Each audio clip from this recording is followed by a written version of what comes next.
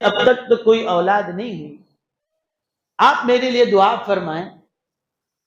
اور یہ بھی بتائیں کہ اللہ نے میری قسمت میں کوئی اولاد رکھی ہے یا نہیں رکھی ہے، مجھے کوئی اولاد ہوگی یا نہیں ہوگی۔ ان کے پاس بھجوایا، وہ مجذوب بزرگ تھے، انہوں نے مراقبہ کیا اور جواب بھیجایا کہ جس خاتون نے یہ کہلوا بھیجا ہے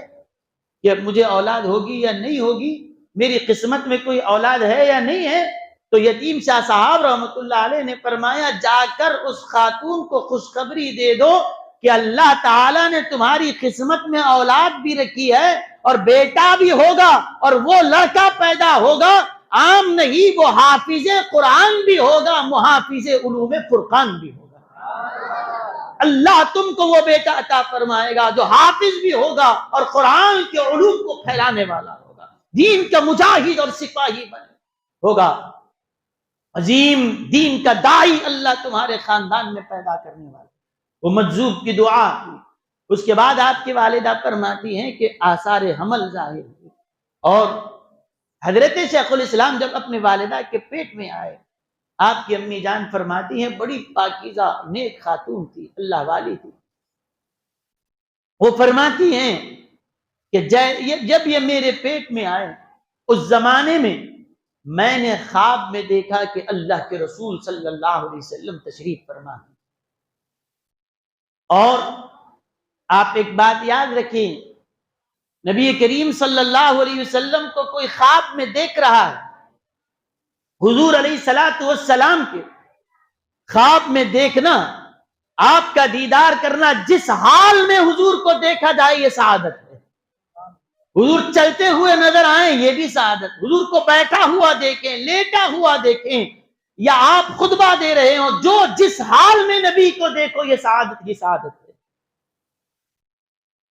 لیکن آپ کی والدہ نے حضور صلی اللہ علیہ وسلم کو خواب میں دیکھا بھی تو اس حال میں دیکھا کہ اللہ کے رسول صلی اللہ علیہ وسلم قرآن کریم کی تلاوت فرما رہے ہیں، قرآن کی پڑھ رہے ہیں، قرآن کی تلاوت ہو رہی ہے۔ اب یہ ایک خواب میں صرف ایک سعادت نہیں تھی بلکہ دو سعادتیں تھی۔ ایک ہی وقت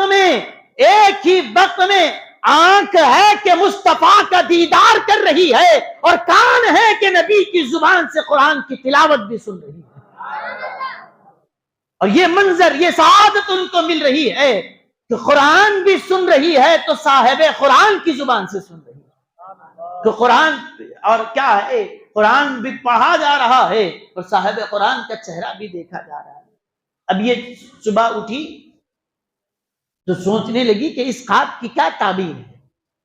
کہ حضور صلی اللہ علیہ وسلم کو خواب میں دیکھنا یقیناً سعادت ہے، لیکن اللہ کے حبیب علیہ السلام جو خواب میں آ کر قرآن پڑھ کر بتا رہے ہیں، قرآن کا تلاوت کرنا یہ کیا معنی رکھتا ہے، قرآن کا تلاوت کرنا یہ کس بات کا اشارہ ہے؟ تو وہ اس زمانے میں جو معبرین تھے، خواب کی تعبیر بیان کرنے والے تھے، ان کے پاس یہ معلوم کروایا کہ بتائیے کہ اس کا مطلب کیا ہے، اس خواب کی تعبیر کیا ہے۔ تو اس زمانے کے بزرگوں نے جب اس خواب کو سنا